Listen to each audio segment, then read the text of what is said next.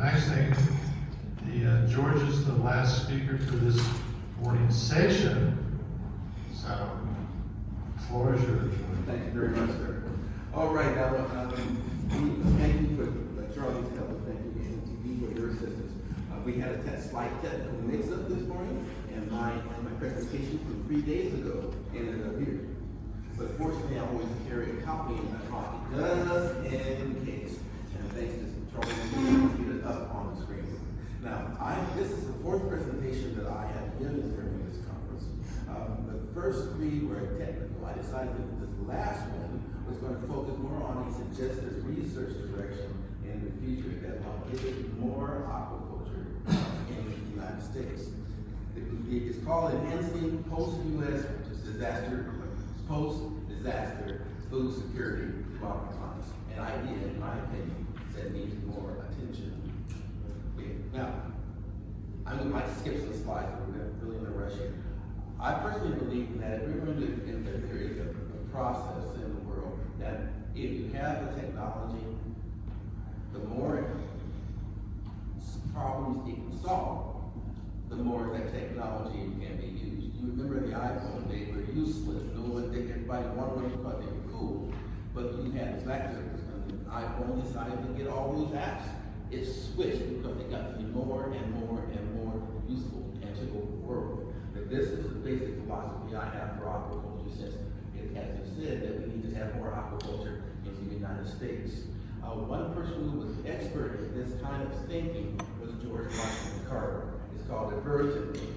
That is looking at a single problem and seeking as many possible ways to address it as possible. One of his more famous opportunities was when working with sharecroppers back in Alabama, I believe, Tuskegee, Georgia, in part back in Georgia. Their land was being depleted by cotton, and you can't grow, you can't live on your land. He brought in new crops, such as sweet potatoes, that reinforced the land, provide more nutrients. But that was one new crop. It's not enough. And so he developed hundreds of other products from that one crop, dramatically enhancing the income, dramatically enhancing the opportunity for the sharecroppers to maintain their land and to take care of their children. So looking at aquaponics, we've kind of done the same thing over time. We found various ways to use the same basic technology to produce a lot of different results. STEAM education as an example, mitigating food deserts another, making brownfields useful again. I believe Charlie mentioned something about that as far as contaminated lands. Reducing family food costs, increasing city water use efficiency, mitigating food insecurity, mitigating food deserts. All right, we're kind of up there, excuse me, sorry. And more opportunities we are creating. But here's one that occurred to me a few years ago that I've now had a chance to look and get some data from. Now, this is not a data talk, this is a concept talk. Okay, and that is post-disaster food supplies. Post-disaster food supplies are primarily come from government agencies, FEMA, SNAP, nonprofit organizations, Red Cross, Salvation Army, local food banks, pre-staged community resources, like schools and churches. Immediate short-term needs are met with non-perishable items, such as MREs, ready-to-eat meals, and canned goods. However, recently a 2005 paper from New Zealand suggested that urban agriculture could be used to augment post-disaster food supplies. So my question immediately is, okay, that's cool. How can we integrate aquaponics into that concept? And we've already done it. It was done by pure serendipity. Remember the pandemic from a few years ago? It was a slow-moving food disaster going across the country. It hit us hard in Phoenix, but we were able to use aquaponics put into 52 backyards and a method where these individual families could supplement, and a lot of supplement, 500 pounds or so, as was possible, their food supply at a very, very low cost. So the concept itself works. It needs some refinement, but it works. We took a very available resource, which were kiddie pools. We learned how to turn them into aquaponics using low-head techniques, and they work for communities, and they work very well. We had to change the design a little bit to be more suitable for backyards, and we had to put more food safe materials, et cetera, et cetera, et cetera. And we don't grow lettuce. Man does not live by lettuce and tilapia alone. So we got 101 different kinds of plants that we can grow, and 2 or 3 different kinds of fish, including we're playing with mackerel now, considering that the market has changed so dramatically. Mackerel is going in our local stores for $21.95 a pound. So that would be wonderful if our local farmers could take advantage of that opportunity as far as their resources. But now, so it works for a non-acute food disaster. But can it work for a food disaster that's acute? Such as, this is from New Orleans, readily, the Deepwater Horizon, the oil spill for 10 years that contaminated a bunch of the fish supplies along the coast, and Hurricane Katrina. I was in New Orleans for this meeting that year, and these residents were somehow aware that something bad was coming because they asked me, and I don't know, and then this happened. It was a very kind of spooky circumstance.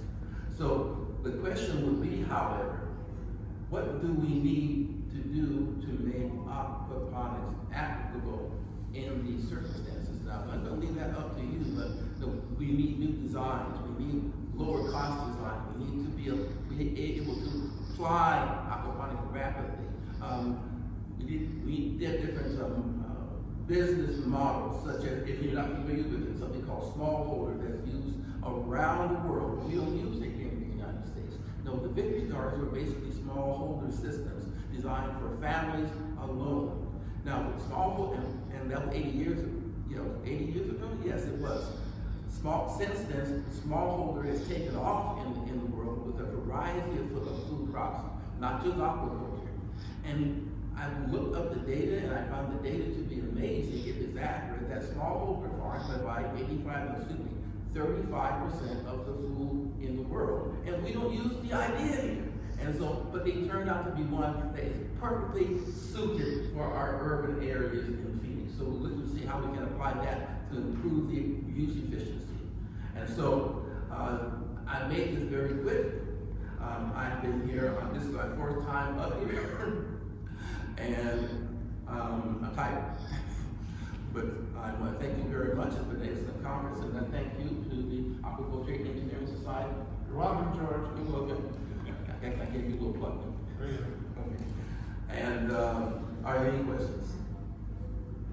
You can plug me.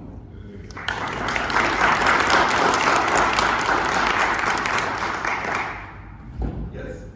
You mentioned some of your stakeholders were looking into macrobrachium and toxicity, cannibalistic species to work with. Have you had some success even with various producers being able to cultivate macrobrachium without just losing them all, or ending up with one super prawn at the end? I did my dissertation on it. We did a research from Palm Lake for Arizona, but that was 25 years, 30 years ago.